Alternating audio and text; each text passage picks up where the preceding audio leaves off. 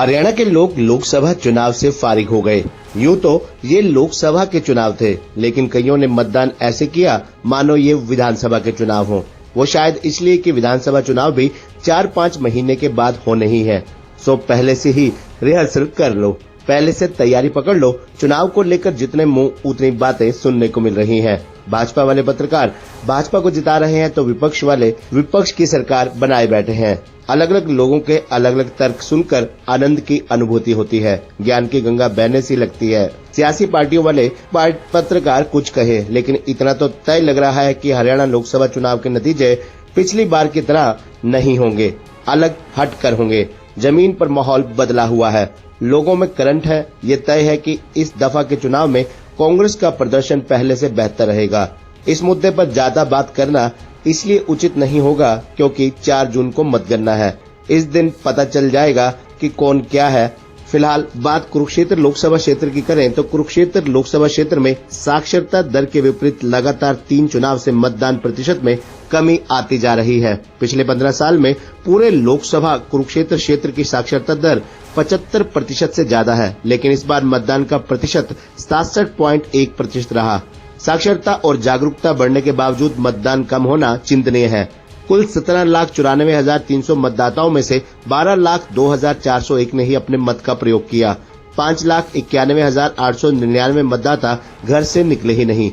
हो सकता है इसके पीछे गर्मी एक बड़ा कारण हो, लेकिन इसी गर्मी में 100 साल से ज्यादा उम्र के बुजुर्गों ने भी घर से निकलकर मतदान केंद्र का सफर तय किया और अपना वोट डाला। बड़ी संख्या में दिव्यांगों ने भी मतदान को प्राथमिकता दी। दूसरी तरफ कम मतदान होने से उम्मीदवारों के बीच हार जीत का आंकड़ा भी कम होगा।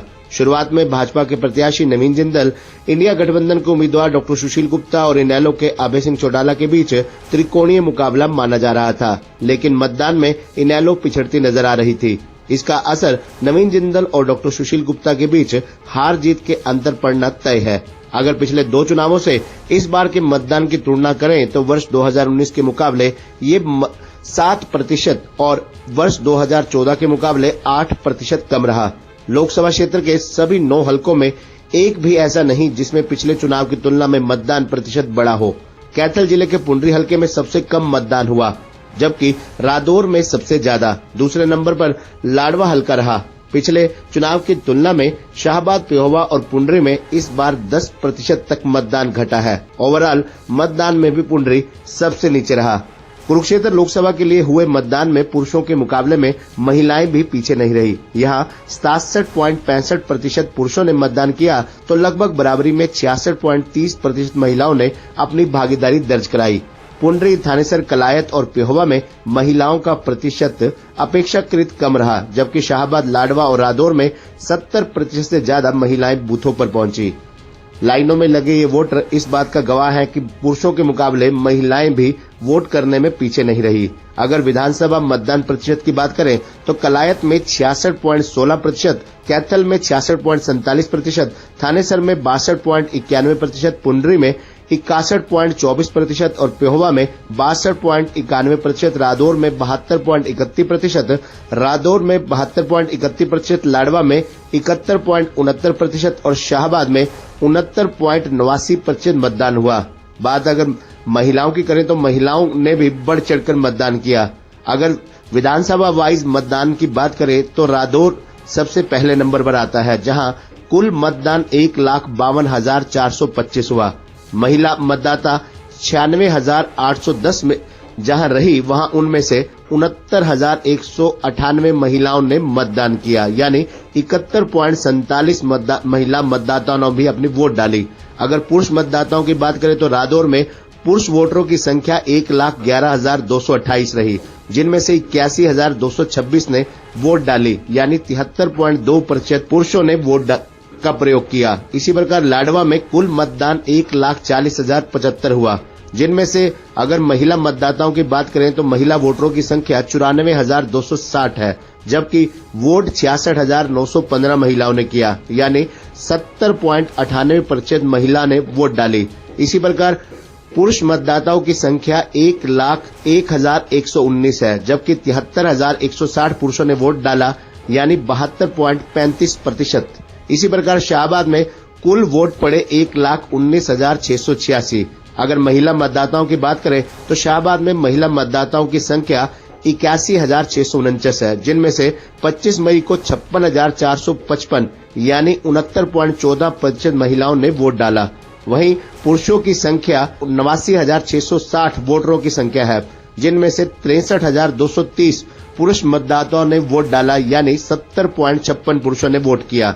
अगर थानेसर विधानसभा क्षेत्र की बात करें तो थानेसर विधानसभा में 1,34,720 वोटरों ने अपनी वोट का प्रयोग किया, जिनमें अगर महिला मतदाताओं की संख्या की बात करें तो 1,03,213 महिला मतदाताओं की संख्या रही, जिनमें से 64,489 महिलाओं ने अपनी वोट का प्रयोग किया 62.48%।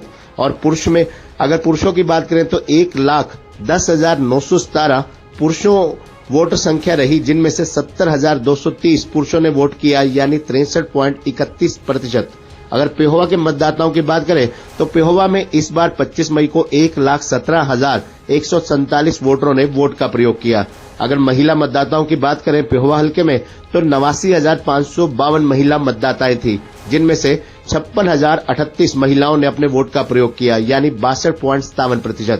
इसी प्रकार 96,650 पुरुष मतदाताओं में से 61,108 पुरुषों ने अपनी वोट का प्रयोग किया यानी 63.22%। इसी प्रकार गुरला में कुल 1,28,045 वोट डली।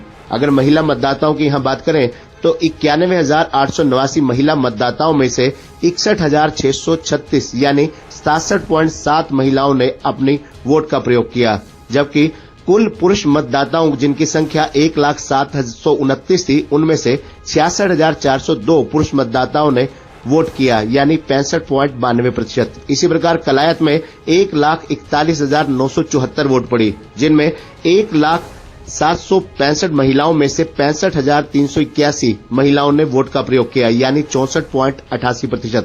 इसी प्रकार 1,13,839 पुरुष मतदाताओं में से 76,592 पुरुषों ने वोट डाली 67.28%। कैथल में भी 1,52,709 वोट पोल हुई, जिनमें से 1,04,542 महिला वोटरों में से 71,696 महिलाओं ने वोट डाली यानी 68.55%।